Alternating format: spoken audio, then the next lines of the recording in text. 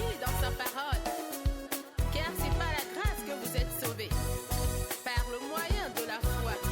Et cela ne vient pas de vous, c'est un don de Dieu. Alléluia. Bonjour frères et sœurs, bienvenue dans ce nouveau voyage dans les pages de la Rhapsodie des réalités. Bienvenue dans le mois de grâce. Gloire à Dieu. Nous prions et déclarons que la grâce du Seigneur Jésus-Christ abonde en nous et à travers nous. Que nous puissions recevoir plus de grâce encore et que nous puissions la manifester plus de grâce dans tous les aspects et tous les points, tous les aires de notre vie. Au nom de Jésus-Christ. Amen. Alors nous commençons à couvrir la journée du 8 février. Il y a un siège de miséricorde en permanence pour vous. La Bible dit dans Romains 3, verset 25, « C'est lui que Dieu a destiné par son sang à être pour ceux qui croiraient, victime propitiatoire, afin de montrer sa justice, parce qu'il avait laissé impunis les péchés commis auparavant, au temps de sa patience. » Amen. Il est donc tout à fait inutile de vouloir payer pour vos péchés par votre propre sang ou par des rituels ou des souffrances. Jésus l'a déjà fait pour vous. Amen. Jésus est pour nous aujourd'hui le lieu de miséricorde de Dieu, le moyen d'expiation, et nous avons désormais un siège de miséricorde permanent. Jésus-Christ, contrairement à l'Ancien Testament, les souverains sacrificateurs confessaient les péchés du peuple sur l'agneau du sacrifice. Dans le livre de Actes 13, Paul nous fait comprendre que Jésus est le sacrifice parfait pour l'éternité. Alléluia! Nos péchés sont tous oubliés. C'est donc ça l'évangile que Jésus, Christ, qu'il faut prêcher. C'est dans cet évangile-là qu'il faut prêcher à travers le monde, dans votre monde en particulier. Amen. Mardi 9 février, l'enseignement nous dit « Le Saint-Esprit, la gloire du christianisme ». Pour vous, vous ne vivez pas selon la chair, mais selon l'Esprit. Si du moins l'Esprit de Dieu habite en vous, si quelqu'un n'a pas l'Esprit de Dieu, il ne lui appartient pas. Romains 8, verset 9. Il est donc en effet impossible de vivre une vie chrétienne authentique sans le Saint-Esprit. Car il est la gloire du christianisme. Amen. On ne peut pas connaître Dieu ni aimer Jésus sans le Saint-Esprit. Rassurez-vous que vous avez le Saint-Esprit. Gloire à Dieu. Les chrétiens qui ne possèdent pas le Saint-Esprit sont vulnérables à Satan. Ils sont à sa merci.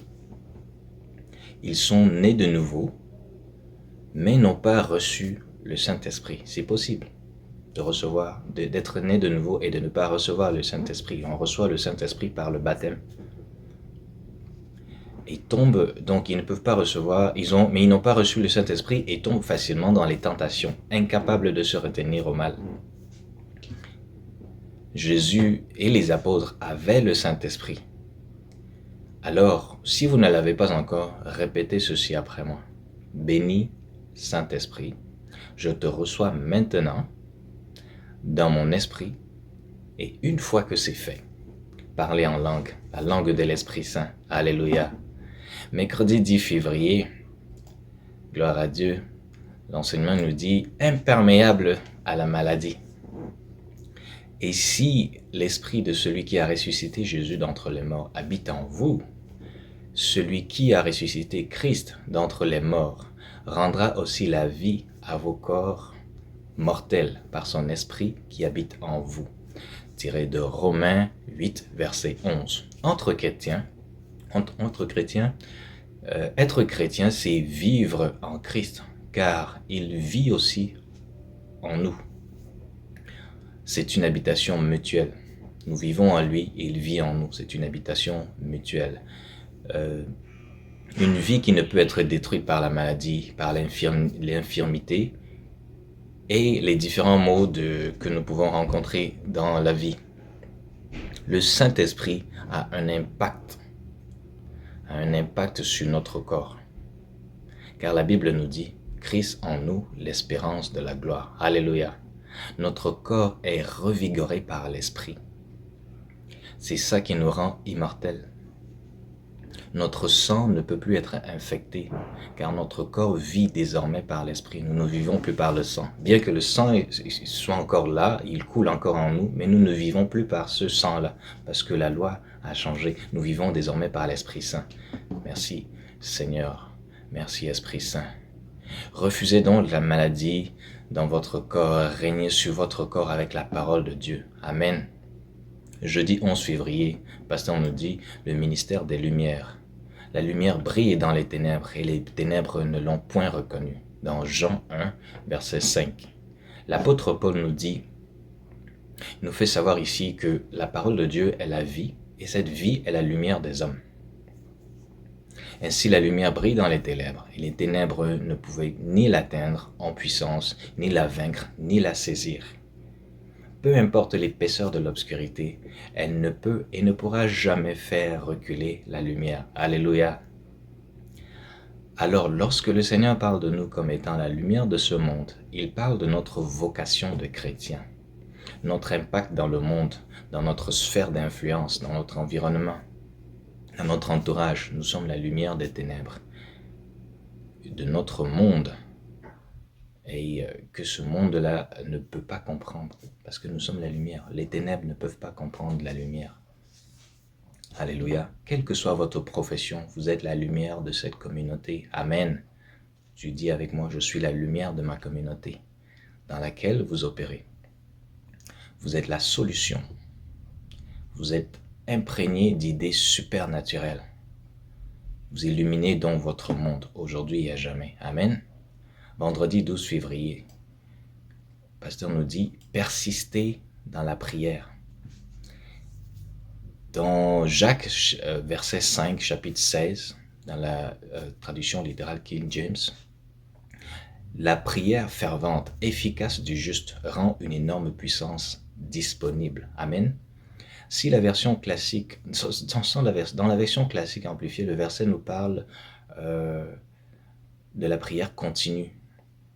Ce mot nous indique donc la persévérance.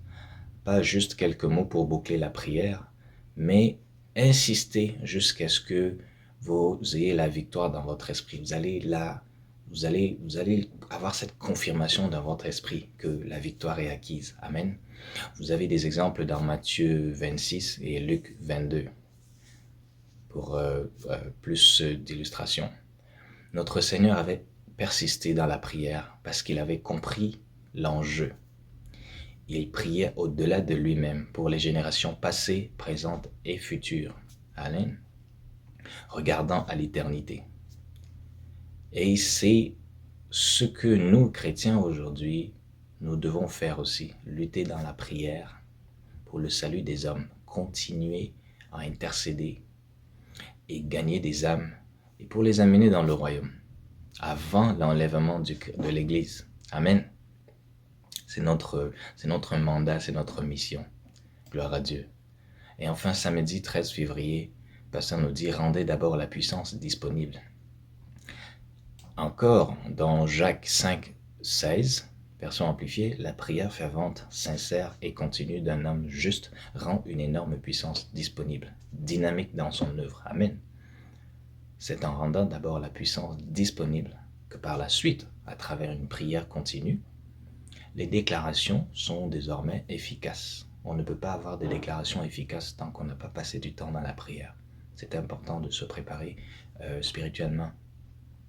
Comme illustration, vous pouvez lire justement 1 Roi, chapitre 17, dans le verset 18, l'histoire d'Élie qui avait prié pour arrêter la pluie pendant 3 ans et demi. Amen. Vous pouvez aussi lire 1 Roi, chapitre 18, 17 et 18. Vous allez comprendre la petite histoire. Dans cette même lancée, nous devons déclencher une tempête du Saint-Esprit dans notre espace vital, notre environnement. C'est alors que nous pouvons déclarer le Rhéma, la parole de Dieu, afin de changer les événements dans votre vie, dans le monde entier, dans tout ce qui vous concerne dans la vie, et même ce qui concerne juste les autres, et pas seulement vous individuellement. Vous pouvez changer les situations dans la vie, vous pouvez changer le monde, votre ville, votre environnement, votre quartier, votre gouvernement. Vous pouvez changer beaucoup de choses à travers la prière fervente. Alors, restez dans la prière. Je vous dis à la semaine prochaine. Soyez bénis. Déclarez la parole. Voilà. Soyez remplis du Saint-Esprit. Amen. Soyez bénis.